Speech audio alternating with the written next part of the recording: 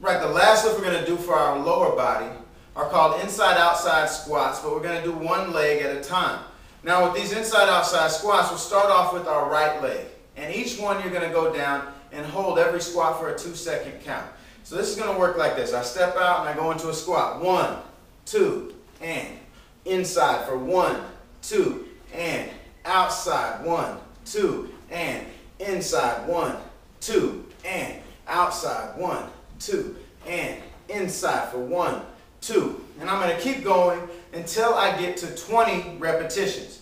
Now, every squat doesn't count as one rep. Every time you go outside and inside, that's one rep. Now, once I get done with my right side, I will switch over and do my left side after I give myself about a 20-second rest. Now, if you want to make these ones easier, when you go into your squats, don't squat down as low for each squat. Or you can decrease the hold time. Instead of holding 2 seconds, don't hold at all. And pretty much the opposite to increase the intensity. You can increase your hold time at the bottom of each squat, or you can increase the amount of repetitions that you do. Again, that's going to be 2 sets of 20 inside-outside squats each leg. All right, the first lift we're going to do for our core are called lower back pop-ups. Now for these, we don't need anything. You just need the floor in your body. You're going to lay down on your back. You're not going to put your hands under your hips, just down to the side, palm down. You're going to actually use your arms a little bit here, and you're going to put your feet up, legs slightly bent, rock your feet forward, and then rock them back towards your face, and you're going to pick your lower back up off the ground and kind of driving your feet towards the ceiling. So there's 1, 2, 3, really pushing high up off the ground. Try to get that lower back up high off the ground and really squeeze tightly through your abs on every single repetition. Now, for these ones, to make them easier, decrease the amount of repetitions that you do, and to make them harder, increase the amount of repetitions that you do. We are going to do 3 sets of 20 repetitions.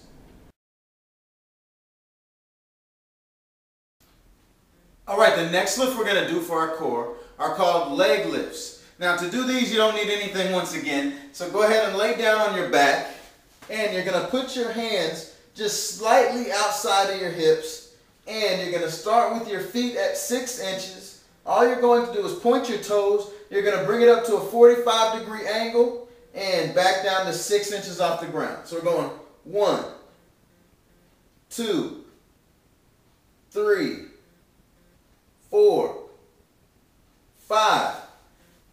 Now we're going to continue to go until we get to 20 repetitions. So we're going to go 2 sets of 20 repetitions. Now to make these easier, when you're going, just make sure you decrease the amount of reps. Just go as far as you possibly can until your abs can't take anymore, and then rest, and then go into your second set. Now to make these harder, hold it for a 5-second count every time you go up to 45. So once you get them up to a 45-degree, hold it for 1, 2, 3, 4, 5, and then bring it back down to 6. Bring it back up 1, 2, 3, 4, 5. So you're going to hold it for a 5-second count at the top every time you get to 45 degrees. Now again, that's going to be 2 sets of 20 repetitions.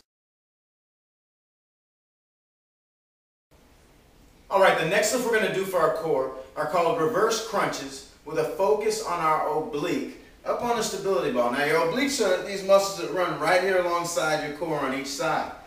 Now the first thing you're going to do is get yourself up into push-up position on the ball. Once you get into push-up position on the ball, you're going to roll yourself up onto that left leg. Once you're onto that left leg, your right foot should be resting on your left foot. Now you're going to drive your knees towards your right shoulder.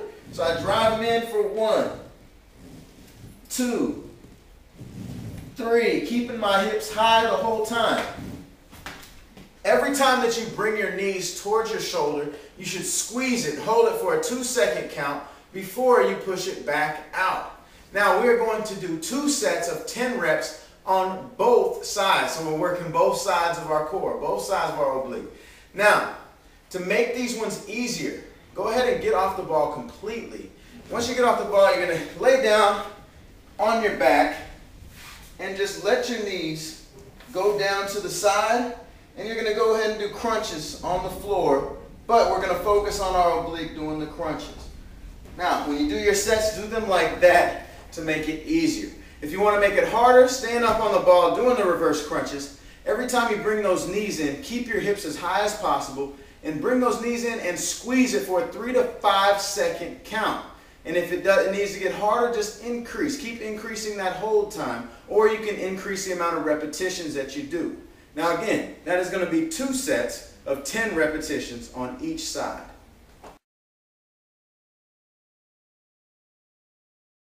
All right, for our last core lift, we are going to do back extensions using the stability ball and also light dumbbells.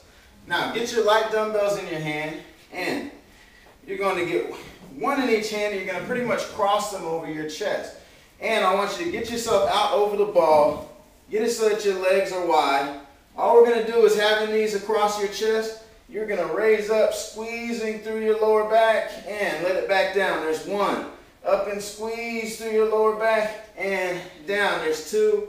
Squeezing through your lower back, and down. There's 3. You are going to continue until you get to 20 repetitions. You're going to do 2 sets of 20 repetitions.